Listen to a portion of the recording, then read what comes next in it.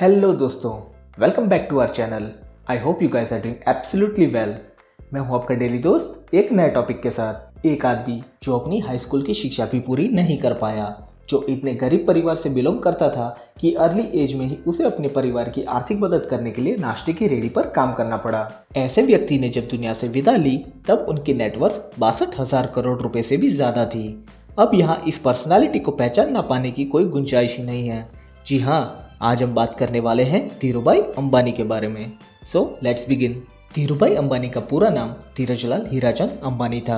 धीरूभाई अंबानी का जन्म गुजरात के जूनागढ़ के पास एक छोटे से गांव चोरवाड़ में एक साधारण शिक्षक के घर 28 दिसंबर 1932 में हुआ था। उनकी माता जमुनाबेन एक साधारण हाउसवाइफ थी और उनके पिता का नाम हीराचंद अंबानी था। धीरूभाई के 4 भाई बहन और थे। इतने बड़े परिवार का लालन पालन करना उनके पिता के लिए आसान काम नहीं था। ऐसी स्थिति में धीरूभाई को हाई स्कूल की अपनी पढ़ाई बीच में ही छोड़नी पड़ी और अपने घर को फाइनेंशियली सपोर्ट करने के लिए धीरूभाई ने छोटे मोटे काम करना शुरू कर दिया। हर सफलता कई सारी असफलता के बाद ही मिलती है। धीरूभाई अंबानी भी अपने जीवन में कई बार फेल हुए थे। हाई स्कूल छोड़ने के बाद सबसे पहले उन्होंने फ्रूट्स और नाश्ता बेचने का काम शुरू किया था, लेकिन उसमें उन्हें ज़्यादा सफलता नहीं मिली। लेकिन इस बात से हताश ना होकर उन्होंने गुजरात के फेमस और उनके गांव के नज़दीक एक पर्यटक स्थल जूनागढ़ में पकोड़े बेचने का बिजनेस शुरू कर दिया। लेकिन वो बिजनेस टोटली टूरिस्ट पर डिपेंडेंट था, जो कि साल के कुछ सीजन तो अच्छा चलता था, लेकिन बाकी समय टूरिस्ट ना होने के कारण कुछ खास नहीं चल पाता था। फिर एक समय ऐसा आया जब धीरूभाई ने इस काम को भी बंद कर दिया। बिजनेस के ये 2 फेलियर के बाद उनके पिता ने उन्हें जॉब करने की सलाह दी। धीरूभाई के बड़े भाई रमनिकलाल उन दिनों यमन में जॉब किया करते थे।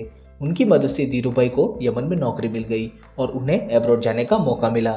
वहाँ धीरूभाई ने शेल कंपनी के पेट्रोल पंप पर अपनी पहली नौकरी की और नियरली 2 साल में ही अपनी स्किल्स और हार्डवर्क से मैनेजर के पद पर पहुँच गए।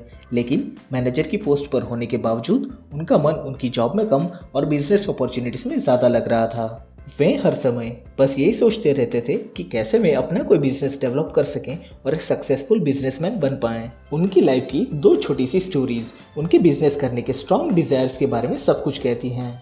ये दोनों स्टोरीज तब की हैं जब वे शेल कंपनी में जॉब कर रहे थे और 300 रुपये प्रति महीना के हिसाब से काम करते थे। उस दौरान वहाँ काम करने वाले कर्मचारी को चाय सिर्फ 25 पैसे में मिलती थी, लेकिन धीरूभाई वहाँ चाय न पीकर पास ही के एक बड़े होटल में चाय पीने जाते थे, जहाँ चाय के लिए 1 रुपया चुकाना पड़ता था। वे ऐसा इसलिए करते थे ताकि उस होटल में आने वाले बड़े बड़े बिजनेसमैन की बातें वे सुन सके और बिजनेस मैनेजमेंट के बारे में सीख सकें। इसी तरह धीरूभाई ने अपने ही अंदाज में बिजनेस मैनेजमेंट करना सीखा। इसी तरह दूसरी स्टोरी भी उनके बिजनेसमैन माइंड के बारे में बताती हैं। जब वे यमन में थे तब वहाँ चांदी के सिक्कों का प्रचलन था।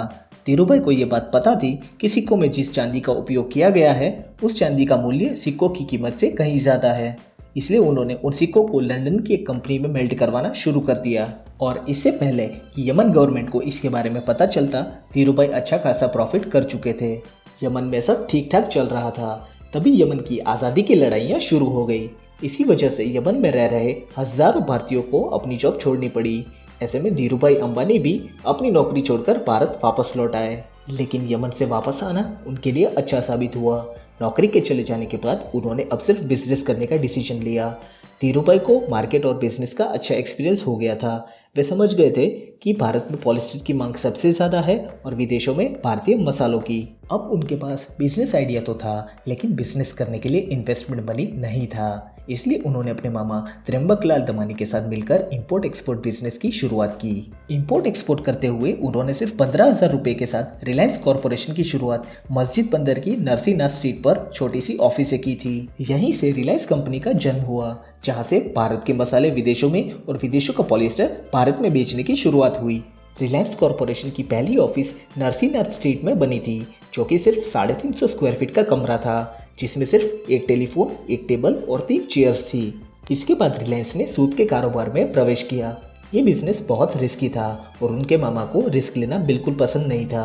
इसी वजह से 1965 में धीरूभाई ने उनसे पार्टनरशिप खत्म कर दी। इससे रिलायंस पर कोई खास असर नहीं पड़ा और 1966 में रिलायंस टेक्सटाइल एग्जिस्टेंस में आया। इस व्यापार में अच्छे मौके मिलने की वजह से उन्होंने 1966 में अहमदाबाद के नरोड़ा में एक मिल की शुरुआत की जहां पॉलिस्टर के कपड़ों का प्रोडक्शन होता था। धीरूभाई ने इस ब्रांड का नाम अपने बड़े भाई के बेटे विमल के नाम पर रखा था। विमल की ब्रांडिंग पूरे देश में ऐसे की गई कि जल्द ही वह घर घर में पहचाना जाने लगा।